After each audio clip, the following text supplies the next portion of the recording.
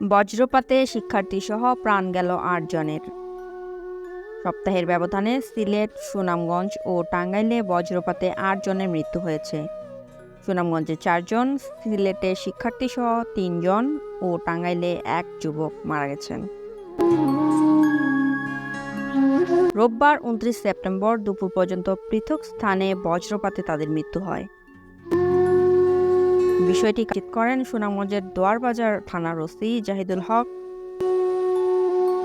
জামালপুর থানার OC SM. Kamal Hossain, সাতক থানার OC গোলাম কিবরিয়া হাসান, সিলেটের বিশ্বনাথ থানার ওসি মোহাম্মদ রুবেল মিয়া, শাহপরান থানার ওসি মোহাম্মদ মনির হোসেন, কোম্পানীগঞ্জ থানার ওসি উজায়ের আল মাহমুদ ও টাঙ্গাইলের সদরের গালা ইউনিয়ন পরিষদ সদস্য শওকত হোসেন।